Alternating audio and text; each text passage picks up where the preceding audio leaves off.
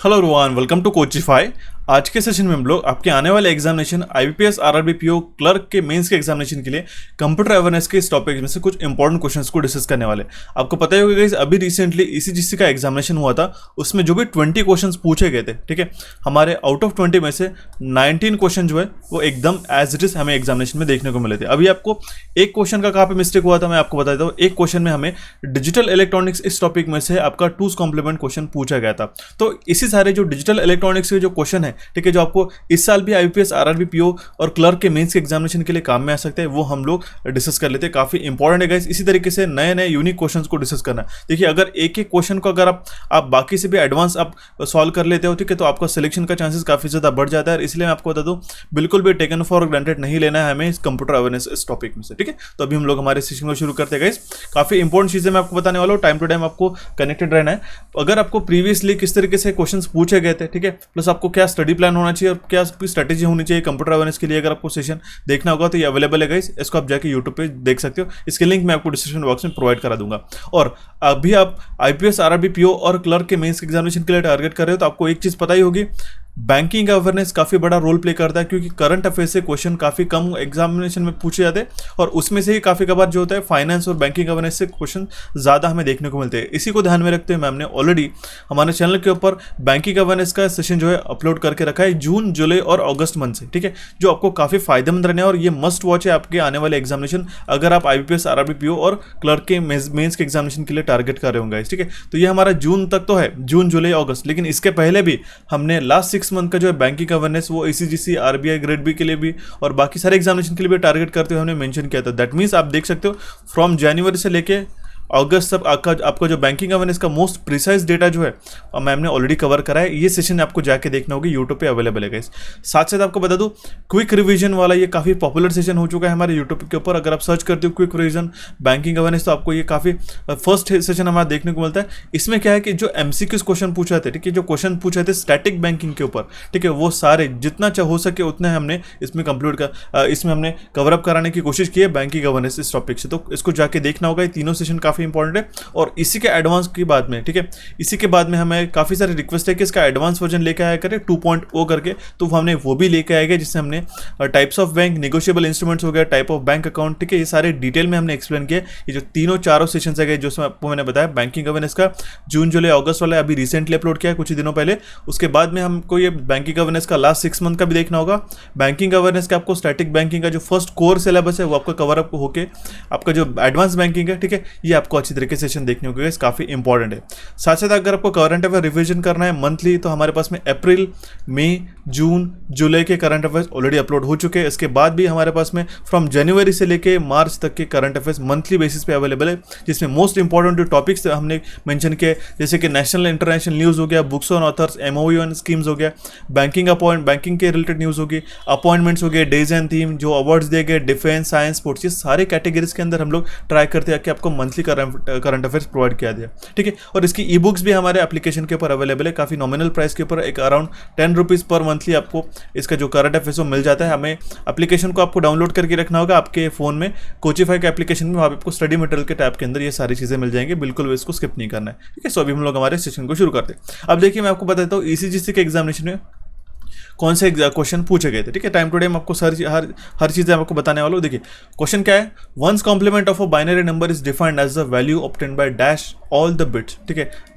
जो एग्जामिनेशन में क्वेश्चन बना था, ठीक है, आपको 2's कॉम्प्लीमेंट का क्वेश्चन पूछा गया था। काफी सिंपल सा क्वेश्चन था, वो भी मैं आपको समझाने वाला हूँ। देखिए, हमें 1 बाय 1 हम सबसे पहले देखना होगा। सबसे पहले तो 1's कॉम्प्लीमेंट देखना होगा, फिर उसके बाद हमें 2's कॉम्प्लीमेंट देखना होगा। 1's कॉम्प्लीमेंट हम लोग किस तरीके से फाइंड आउट करते हैं, by inverting the binary number. Option A इस क्वेश्चन का करेक्ट आंसर आ जाएगा। अगर आपको क्वेश्चन पूछा गया एग्जामिनेशन में कि हमें 1's कॉम्प्लीमेंट फाइंड आउट करना है 1101, ठीक है, 1011 00011, ठीक है, हमें इसका 1's कॉम्प्लीमेंट अगर पता करना होगा तो काफी सिंपल है। आप क्या कर दीजिएगा, ये 1 को 0 और 0 को 1 कर दीजिए। यहाँ पे आ जाएगा 0, आ जाएगा 0 1 0 0 0 1 1 1 0 0, तो ये हो जाएगा हमारा वंस कॉम्प्लीमेंट। ठीक है, इसी आपको क्या करते हैं हम लोग, इसको इन्वर्ट कर रहे हैं। ठीक है, ये हम लोग इन्वर्ट कर रहे हैं वंस कॉम्प्लीमेंट के तरीके से। ठीक है, तो ऑप्शन ए इस क्वेश्चन का करेक्ट आंसर आ जाएगा, ये आपको ध्यान में रखना होगा। देखते हैं हमारा नेक्स्ट क्वेश्चन, इसमें आपको टूज कॉम्प्लीमेंट समझ में आएगा। What is the two's complement of this 0 0 1 1?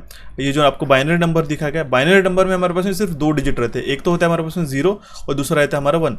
0 हम लोग लो के लिए रिप्रेजेंट करते हैं और हाई हम 1 के लिए रिप्रेजेंट करते हैं। ठीक है, 1 के लिए हम लोग हाई रिप्रेजेंट करते हैं। अब देखिए, इसका हमें सबसे पहले अगर टूज कॉम्प्लीमेंट निकालना होगा, और यही क्वेश्चन जो है काफ़ी सारे एस्पिरेंट जो है मिस करके आए थे, और उन्होंने 19 क्वेश्चन एग्जैक्ट जितने मैंने बताए थे आपको आउट ऑफ 20 क्वेश्चन वो अटेम्प्ट करके आए। सिर्फ हमने ये क्वेश्चन को स्किप आउट कर दिया था जस्ट बिकॉज कि ये क्वेश्चन काफ़ी रेयरली पूछे जाते हैं। बट अभी ध्यान में रखिएगा, आपको इस साल के लिए काफ़ी अच्छी तरीके से इसको प्रिपेयर करने होगी। ठीक है, तो ये क्वेश्चन आपको ध्यान में रखने होंगे।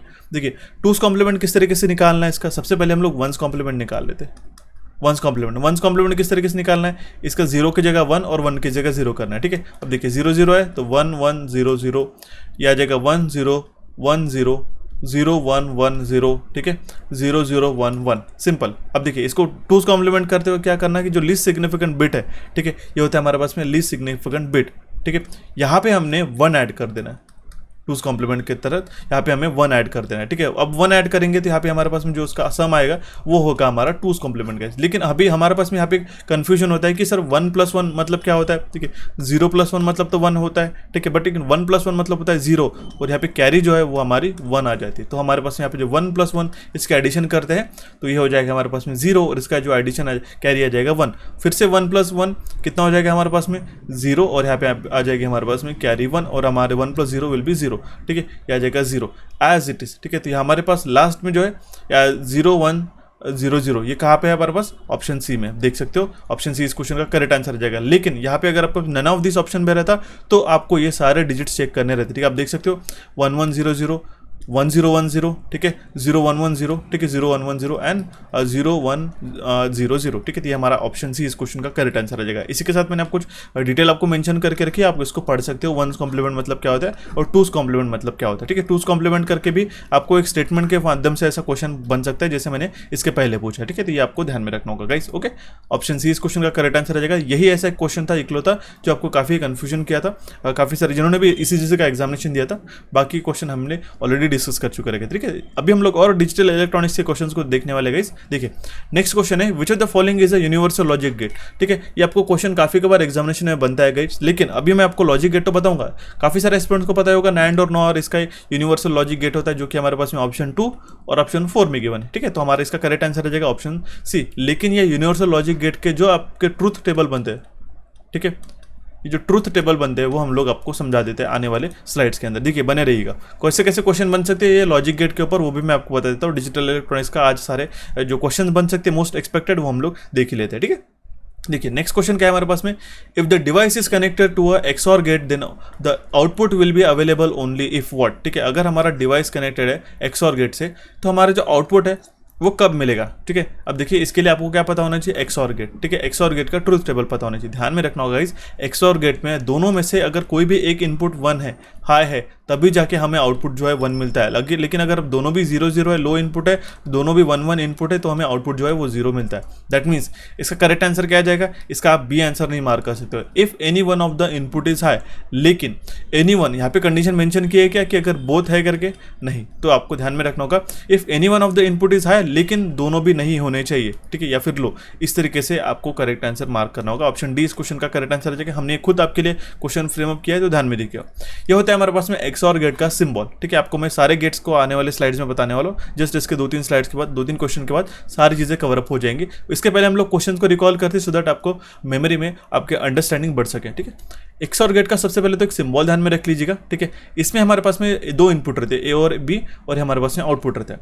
ये हमारे पास में इनपुट के 4 कॉम्बिनेशन बन सकते हैं, 0 0 0 1 1 0 या फिर 1 1। ध्यान में देखिएगा, अगर यहाँ पे हमारे पास में ए और बी के पास में हमारे पास 0 0 इनपुट है तो हमें आउटपुट जो है वो 0 मिलता है। ठीक है, अगर यहाँ पे हमारे पास में 0 और 1 है इनपुट तो हमें जो आउटपुट है वो 1 मिलता है। दैट मीन्स आउटपुट जो है हमें हाई मिलता है। ये हाई जो वर्ड है, हाई और लो, ये आपको ध्यान में रखना होगा। High that means high represent 1 और लो रिप्रेजेंट 0।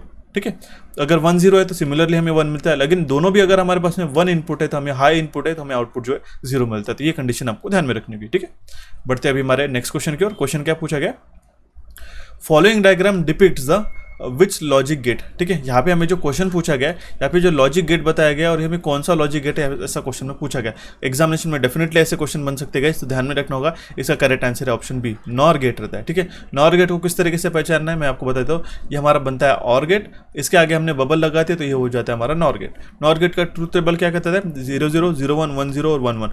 इसमें जो आउटपुट मिलता है अनलेस एंड अनटिल दोनों भी हमारे जीरो ना हो तब तक हमें आउटपुट नहीं मिलता है, ठीक है। बाकी सारे कंडीशन में हमें जो है आउटपुट जीरो मिलता है, ठीक है। ये बात ध्यान में रखना होगा। इसका आपको कंपैरेटिव टेबल बताऊंगा सो दैट आपकी सारी चीजें जो है क्लियर हो जाएंगी। देखिए नेक्स्ट क्वेश्चन है हमारे पास, the NOR gate is a OR gate followed by what, ठीक है। अभी आपको मैंने अभी सेम क्वेश्चन बताया था कि नॉर गेट है, नॉर गेट एक हमारा और गेट ही है, लेकिन इसके आगे अगर हम लोग इन्वर्टर लगा देते दैट मीन्स हम लोग एक बबल लगा देते, ठीक है, तो हमारा जो है नॉट गेट लगा देते तो हमारा एक नॉर गेट बन जाता है, ठीक है। तो ऑप्शन सी इस क्वेश्चन का करेक्ट आंसर आ जाएगा। अगर इसका इक्विवेलेंट हमें बनाना होगा तो ये हो जाएगा हमारे पास में और गेट गाइस, ठीक है। तो यहाँ पे हमने नॉट गेट लगा देते तो इसका जो इक्विवेलेंट बनता है वो कुछ इस तरीके से हमें देखने को मिलता है जो हमारे पास में इमेजेस में बताया गया, ठीक है। तो ऑप्शन सी इस क्वेश्चन का करेक्ट आंसर आ जाएगा।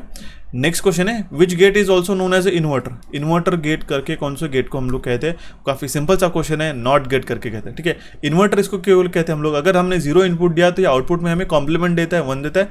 अगर हमने 1 दिया तो इसका आउटपुट में हमें 0 मिलता है, इसीलिए हम लोग उसको इन्वर्टर गेट करके भी कहते हैं क्योंकि ये इन्वर्ट कर रहा है वैल्यू को 1 to 0 और 0 to 1। अब इसमें आपको जो मैं टेबल बता रहा हूँ ये काफी इंपॉर्टेंट है और इसमें से क्वेश्चन इस साल के लिए भी बन सकते हैं, फिर आगे आने वाले एग्जामिनेशन के लिए भी डेफिनेटली बन सकते हैं। बट यू नेवर नो कि हमें आईबीपीएस आरआरबी पीओ के मेंस एग्जामिनेशन के लिए जो यूनिक क्वेश्चन बनते हैं वो किस तरीके से भी पूछे जा सकते हैं, इसलिए हमें रेडी रहना होगा, प्रिपेयर्ड रहना होगा। ओके, अभी देखिए हमारे पास में 3 अलग अलग तरीके के गेट रहते हैं। सबसे पहले होता है हमारे पास में बेसिक गेट, यूनिवर्सल गेट और स्पेशल पर्पस गेट। तो बेसिक गेट में आते हैं हमारे पास में ये एंड गेट हो गया, और गेट हो गया और ये हमारा not gate. Okay, universal gate जो हमारे पास में नैंड गेट और नॉर गेट, ये हमारे यूनिवर्सल गेट। अभी हम लोग इसको यूनिवर्सल गेट क्यों कहते हैं, क्योंकि हम लोग इस गेट को यूज करके बाकी सारे जो हमारे पास लॉजिक गेट है उसको हम लोग फॉर्म कर सकते हैं, काफी इंपॉर्टेंट, ठीक है। और स्पेशल पर्पस गेट जो आते हैं हमारे पास में एक्स और एक्स नॉर गेट, ये हमारे स्पेशल पर्पस की कैटेगरी में आते हैं। अब देखिए एंड गेट का ट्रूथ टेबल हमें क्या कहता है, सबसे पहले तो आपको सिंबल ध्यान में रखना होगा गाइस, एंड और नैंड गेट में। अब नैंड में आप देख सकते हो सिर्फ यहाँ पे हमने बबल लगा दिया, ठीक है।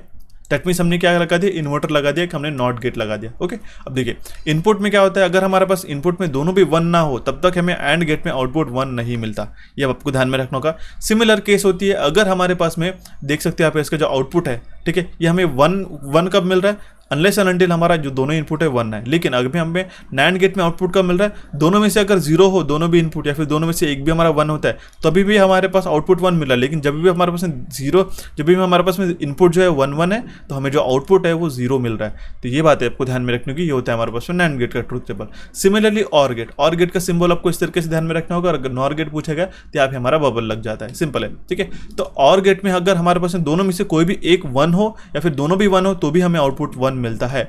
लेकिन नॉर गेट की कंडीशन में ऐसा होता है कि अगर हमारे दोनों में से एक भी 1 हो या फिर हमारे पास में दोनों भी 1 हो तो भी हमें आउटपुट जो है वो 0 ही मिलता है। लेकिन हमारे पास में अगर अनलेस एंड अनटिल हमारे पास में दोनों भी 0 ना हो तब तक हमें आउटपुट नहीं मिलता है गाइस, ठीक है। तो अभी हमारे पास में से 2 कंडीशन में कॉन्फ्लिक्ट हो सकता है क्योंकि हमारे पास में नैंड गेट में भी हमारे पास 0 0 में आउटपुट 1 आ रहा है, लेकिन यहाँ पे और नॉर गेट में भी 0 0 के लिए आउटपुट 1 आ रहा है। लेकिन यहाँ पे कंडीशन देख सकते हो, ये जो 2 कंडीशन एक्स्ट्रा है, यहाँ पे दोनों में से अगर एक भी 1 होता है तो भी हमें आउटपुट मिल रहा है। लेकिन नॉर गेट में ऐसा नहीं होता है, अनलेस एंड अनटिल हमारे पास दोनों भी 0 ना हो तब तक हमें आउटपुट नहीं मिलता है गाइस, ठीक है।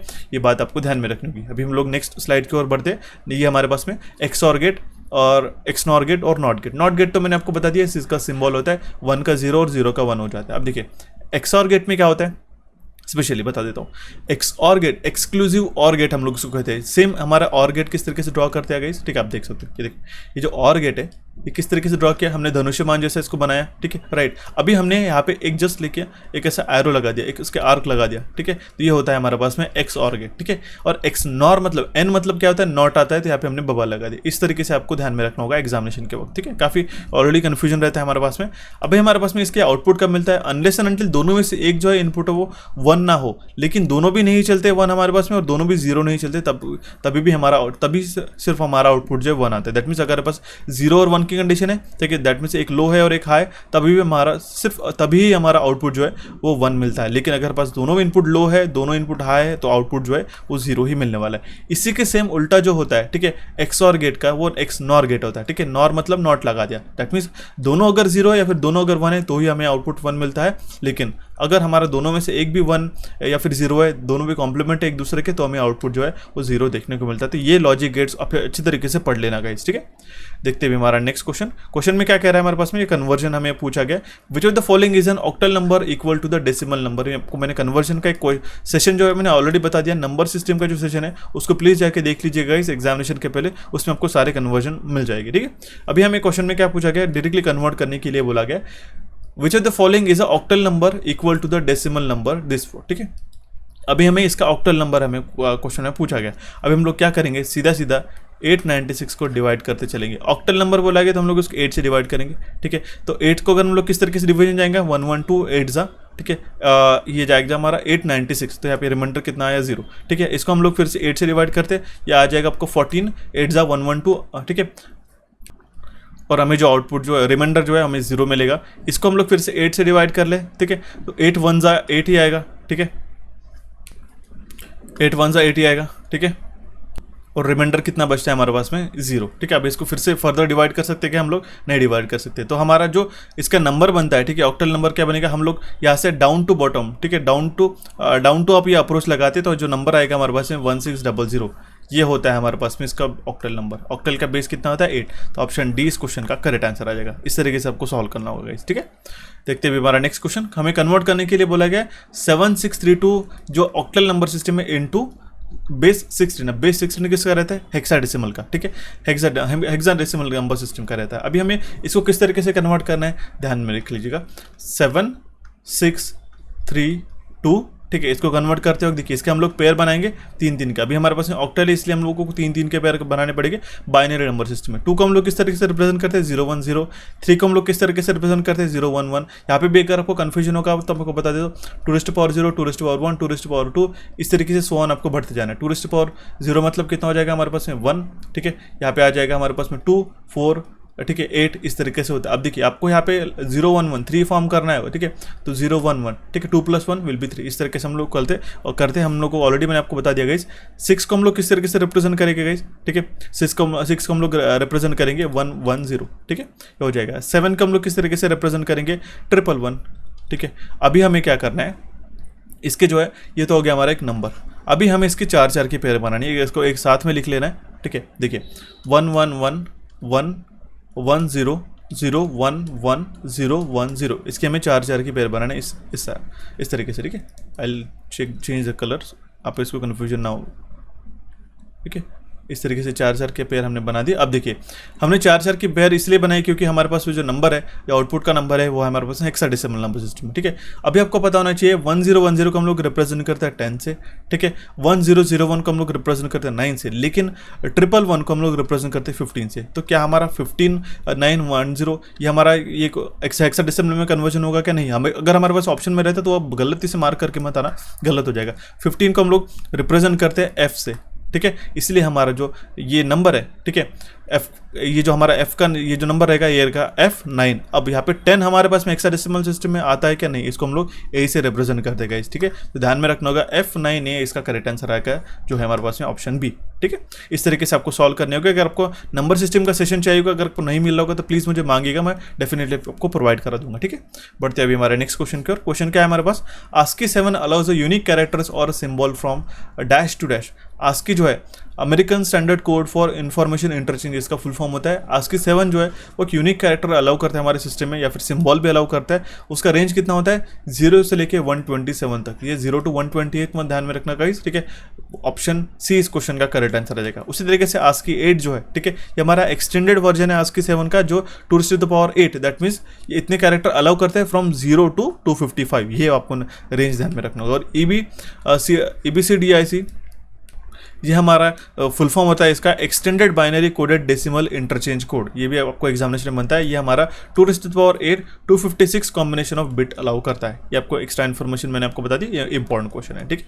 बढ़ते अभी हमारा नेक्स्ट क्वेश्चन नेक्स्ट स्लाइड की ओर। देखिए आपको मैंने ऑलरेडी बता दिया कि हमारे सुपर MCQ कोर्स जो है, ठीक है, कंप्यूटर एक्सप्रेस कोर्स हमारा ऑलरेडी फिनिश अप हो चुका है। इसी चीज़ के टाइम पे हमने ऑलरेडी इसको कवर अप किया था। इसके जो आप सेशंस देख सकते हो, सुपर 50 क्वेश्चन का हमने एक सेशन लिया था। उसके बाद में introduction of computer memory, computer hardware software, OS software and programming language, computer network and topologies, internet and computer securities, number system, OSI, DBMS, MS office, abbreviation, file extension and shortcut keys plus any doubts. That means ये सारे जो topics है हमने हमारे इस computer express course के अंदर complete करा के रख दिया। इसका जो वैलिडिटी मैंने आपको बताया था 1 साल के लिए वैलिड था, ठीक है। काफ़ी सारे एस्पिरेंट ने उसी टाइम पे जो एग्जीसी की एग्जामिनेशन थी उसी टाइम पे इसको परचेस कर लिया सिर्फ और सिर्फ 99 रुपीज़ में। इसमें हमने सारे जो टेबल्स और चार्ट के साथ में सारे टॉपिक्स को हमने इंक्लूड करके रखा था, ठीक है। 6 से 6+7 हमारे पास 6+1 हमारा 7 जो है इसमें फुल लेंथ लेक्चर्स अवेलेबल है। इसके सारे ई बुक्स है आपको रिवीजन के लिए हमने अपलोड करके रखे हैं, ठीक है। और सारे latest examination pattern plus advanced हमारे पास में जो क्वेश्चन एग्जामिनेशन में आजकल बनते हैं वो हमने सारे इसके अंदर एक्सप्लेन करा दिए। ये सिर्फ और सिर्फ आपको हमने अभी भी आपको प्रोवाइड करा के रखा है 99 रुपीज़ में। काफ़ी सारे एस्पिरेंट्स को हमें इसमें दिक्कतें जा रही थी कि जो एक्सटेंडेड हमारे पास में इसका जो वाउचर था, कूपन कोटा, आपके रिक्वेस्ट के अनुसार जितने सारे एस्पिरेंट्स की रिक्वेस्ट आई थी उसी को ध्यान में रखते हमने इसको एक्सटेंडेड टाइम के लिए हमने इसको जो उसका वैलिडिटी है, ठीक है, इस कूपन कोड का, इस कोर्स का, ठीक है, ये हमने आपके लिए लगा के रखा है। सिर्फ और सिर्फ 99 रुपीज़ में हमने इतने सारे जो टॉपिक्स मैंने आपको बताए थे ये आपको हमने मेंशन किए थे। और ये जो एक कोर्स है आपको सारे एग्जामिनेशन के लिए आपके कायम में आने वाला है 1 साल तक के, ठीक है। ये कंप्यूटर एक्सप्रेस कोर्स अभी 15 डेज़ का यहाँ पे लिखाई दे रहा होगा, लेकिन हमारा कोर्स जो है कंप्लीट हो चुका है। इसके जो वीडियोज़ है, ठीक है, आज से ही सारे वीडियोस आप देख सकते हो, उसके सारे ई बुक्स आप रिवीजन कर सकते हो। इसलिए मैं आपको आज से रिकमेंड करूँगा तो आज से 1 बाय 1 एक टॉपिक जो है वो अच्छी तरीके से पढ़िएगा और उसकी जो ई बुक मैंने मेंशन किए थे, जो बातें बताइए वो अच्छी तरीके से ध्यान से सुनना होगा। इस कोर्स को आपको ज्वाइन करने के लिए कोचिफाई का ऐप डाउनलोड कर लीजिएगा आपके फ़ोन में।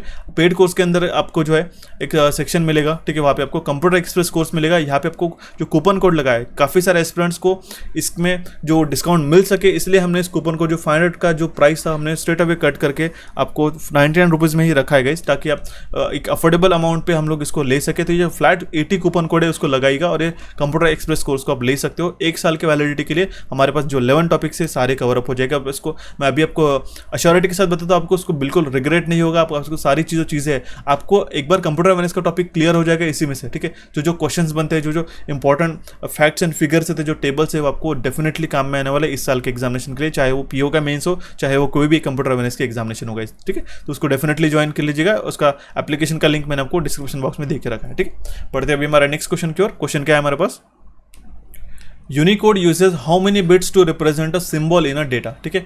Unicode uses how many bits to represent symbol in data? It uses 16 bit। Option B इस क्वेश्चन का करेक्ट आंसर आ जाएगा, ध्यान में रखिएगा। ऑप्शन बी इस क्वेश्चन का करेक्ट आंसर है। यूनिकोड के अंदर 16 बिट रहते हैं अगर वो कोई सिंबल को रिप्रेजेंट करता है, ठीक है। तो ऑप्शन बी इसका करेक्ट आंसर है, ध्यान से देखिएगा। Next question is the octal system, ठीक है। द ऑक्टल सिस्टम, इसके आगे हमें स्टेटमेंट दिया गया, needs less digit to represent a number then in the binary system, correct है। ऑक्टल सिस्टम में जो है हमारे पास में नंबर ऑफ डिजिट जो है हमारे पास कम रहते हैं as compare to the binary number system. ये इसका करेक्ट आंसर आ जाएगा। अभी हमें इसका जो बेस है वो आपको पता होना चाहिए। डेसिमल का बेस रहता है 10, बाइनरी का रहता है 2, ऑक्टल का 8 और हेक्साडेसिमल का रहता है बेस 16। लेकिन हेक्साडेसिमल में आफ्टर 9 के बाद जो हमारे पास जो 10 रिप्रेजेंट करता है वो ए को रहता है, 11 हमारा बी को, सी को रहता है हमारे पास में 12, डी को रहता है हमारे पास में 13, ई को रहता है हमारे पास में 14 और एफ को रहता है हमारे पास 15। तो ये हमारे पास में इसके अल्फाबेट्स भी रहते हैं, ठीक है। इसके अल्फाबेट के अलावा अगर आपको ई, एफ, जी, एच भी ऐसा आता है तो आपका आंसर गलत हो जाएगा। वैसा मैं आपको क्वेश्चन बताने वाला हूँ। ऑक्टल में हमारे पास सिर्फ 8 नंबर रहते हैं फ्रॉम 0 to 7। बाइनरी में रहते हैं हमारे पास 2, 0 और 1, और डेसिमल में रहते हैं फ्रॉम 0 to 9, ठीक है। ये हमारे टाइप ऑफ नंबर सिस्टम है, सिंपल है। देखते हैं हमारा नेक्स्ट क्वेश्चन। क्वेश्चन क्या कह रहा है हमारे पास में, विच of the following is an example of binary number. Simple है, देखिए बाइनरी नंबर का एक हमारे पास एग्जांपल पूछा गया, लेकिन हमें बाइनरी नंबर में कौन से नंबर आते हैं, 0 और 1। ऑप्शन ए में है क्या, नहीं, ठीक है। ऑप्शन बी में इसका करेक्ट आंसर आ जाएगा। ऑप्शन सी में भी नहीं है, ठीक है। ऑप्शन डी में नहीं है। ऑप्शन ई में यहाँ पे ए आ गया, ठीक है। तो ये हमारा हेक्साडेसिमल में कन्वर्ट हो जाता है, ठीक है। तो ऑप्शन बी इस क्वेश्चन का करेक्ट आंसर आ जाएगा। इस टेबल से आपको समझ में आ जाएंगे बाइनरी, डेसिमल, ऑक्टल और हेक्साडेसिमल का बेस और उसके डिजिट्स कितने रहते हैं, तो ठीक है, सिंपल है। ऑप्शन बी इस क्वेश्चन का करेक्ट आंसर आ जाएगा। अगर आपको हमारा सेशन पसंद आ रहा होगा तो गाइस प्लीज़ सब्सक्राइब कीजिए हमारे चैनल को और इस सेशन को लाइक कीजिए और आपके दोस्तों के साथ भी शेयर कीजिएगा, सिंपल है। देखिए अभी नेक्स्ट क्वेश्चन हम लोग देख लेते हैं। The method used for a conversion of octal to decimal fraction is what. Octal to decimal हमें कन्वर्ट करना है तो हमें क्या करना पड़ेगा, हमें जो डिजिट है उसको हम लोग मल्टीप्लाई करना पड़ेगा with their corresponding power of 8। Option B इस क्वेश्चन का करेक्ट आंसर आ जाएगा। इस चार्ट को जो मैंने आपके लिए बनाया इसमें आपको ये चीज़ समझ में आ जाएंगी। गाइस देखिए ध्यान से देखिएगा, ठीक है। ये अगर हमारा इनपुट है 1907 तो हमें क्या करना है, इसका करस्पॉन्डिंग पावर ऑफ 8 से हमें इसको मल्टीप्लाई करना पड़ेगा। जैसे 7 into 8 raised to the power 0, 0 into 8 raised to the power 1, 9 into 8 raised to the power 2, ठीक है, और 1 into 8 raised to the power 3। तो इसको मल्टीप्लाई करके इसके एडिशन करते तो हमारा कन्वर्जन आ जाएगा। सिंपल है, ऑप्शन बी इस क्वेश्चन का करेक्ट आंसर आ जाएगा। मैं समझा इसीलिए रहा हूँ क्योंकि क्वेश्चन इस तरीके के फ्रेमिंग करके पूछे जा सकते हैं और यही आपको दिक्कतें जा सकती है। एक एक क्वेश्चन भी और एक एक मार्क भी आपका काफ़ी इंपॉर्टेंट है। नंबर सिस्टम का सेशन नहीं देखा होगा डिजिटल इलेक्ट्रॉनिक्स का तो प्लीज़ जाके देखिएगा, उसके अंदर मैंने सारी चीज़ें कवर अप करा के रखी है, ठीक है, जो फ्री ऑफ कॉस्ट अवेलेबल है हमारे कोचिफाई के चैनल के ऊपर, ठीक है। Next question is Dash provides process and memory management services that allows 2 or more tasks, jobs or programs to run simultaneously. उसको हम लोग कहते हैं मल्टीटास्किंग गाइस, इसको हम लोग कहते हैं multitasking. Multitasking provides process and memory management services that allow 2 or more tasks, jobs or program to run simultaneously. Okay. देखते हुए हमारा नेक्स्ट क्वेश्चन क्या है हमारे पास में, what which of the following refers to the means by which an OS or any other program interact with the user.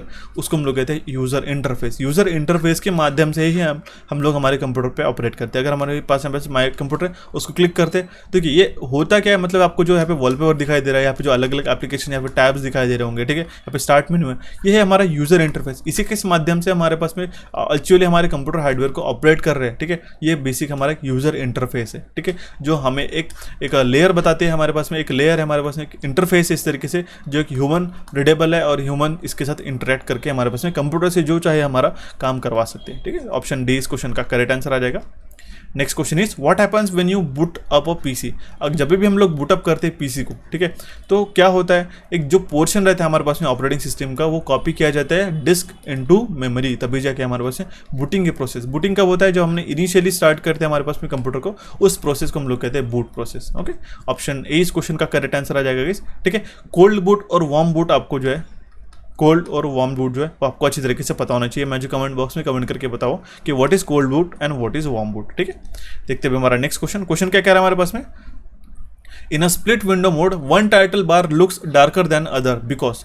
देखिए आपने स्प्लिट विंडो इस तरीके से देखे होंगे, तो होता क्या है कि एक जो है वो डार्क देखने को मिलता है, ठीक है, दूसरे से। तो क्या होता है, जो डार्कर टाइटल बार रहता है वो बताता है हमें कि वो हमारा एक्टिव विंडो है गाइस, ठीक है। तो ध्यान में रखना होगा, ये काफ़ी कबार इसमें कन्फ्यूजन होता है गाइस। डार्कर टाइटल बार हम लोग शो करते हैं कि हमारा नॉट इन यूज है, लेकिन जो डार्क रहता है, ठीक है, लेकिन जो ग्रे शेडेड रहता है, ठीक है, वो हमारे बताते हैं कि वो हमारा एक्टिव नहीं है करके, ठीक है। जो डार्क रहता है वो रहता है हमारे पास में जो एक्टिव विंडो है। ओके, ऑप्शन बी इस क्वेश्चन का करेक्ट आंसर आ जाएगा। देखते हैं हमारा नेक्स्ट क्वेश्चन क्या है हमारे पास में, अ क्लिपबोर्ड। क्लिपबोर्ड क्या है, a clipboard is a temporary storage in a computer memory and temporary stores the cut or copy data. जब भी आप एक मान लो कट कर लेते हो, ठीक है, जैसे आपने लिख लिया मेमोरी, इसको आप कट करते हो, ठीक है, कंट्रोल प्लस आपने एक्सप्रेस कर दिया, तो ये जो मेमोरी जो है कहीं पे तो भी तो स्टोर होना चाहिए, टेम्पररीली होल्ड करना चाहिए, तो वो होता है हमारे पास में क्लिपबोर्ड में स्टोर, ठीक है। ऑप्शन डी इस क्वेश्चन का करेक्ट आंसर आ जाएगा। Next and the last question of session, उसके बाद मैं आपको क्वेश्चन फॉर यू आपको बता दूंगा। In a PowerPoint the header and footer buttons can be found on the insert tab in which group, ठीक है। ये ग्रुप वाले जो क्वेश्चन है, तो एक क्वेश्चन आप मान लीजिएगा 100% आएगा, और ये जो है एक्सेल से आप पढ़ के जाइएगा, ठीक है, प्लीज़, ठीक है। एक्सेल से आपको काफ़ी ज़्यादा क्वेश्चन आने वाले हैं इस साल में, आपको बता दे रहा हूँ आज से, ठीक है। तो जो है, जो हमारे पास में हेडर और फुटर बटन से हमारे कहाँ पे मिलते हैं, वो आते हैं हमारे पास में एक टेक्स्ट ग्रुप के अंदर, ठीक है। ये हमारे पास में टेक्स्ट ग्रुप के अंदर आते हैं हेडर और फुटर गाइस, ठीक है, ध्यान में रखना होगा, देखिए आप देख सकते हो, ठीक है। और जो टेक्स्ट ग्रुप किसके अंदर आता है, इंसर्ट ग्रुप के अंदर, इसलिए इसका करेक्ट आंसर आ जाएगा none of this, option E will be the correct answer in this case, ठीक है। तो ये थे हमारे कुछ इंपॉर्टेंट क्वेश्चंस जो हमने स्टार्टिंग में डिजिटल इलेक्ट्रॉनिक्स के क्वेश्चन किए, और उसके बाद में हमारे रिमेनिंग क्वेश्चंस। एक आपको क्वेश्चन देके जा रहा हूँ एग्जामिनेशन के लिए, काफी इंपॉर्टेंट है। Worksheet is made up of column and rows where in. आपका इसका करेक्ट आंसर जो है मुझे कमेंट बॉक्स में कमेंट करना होगा।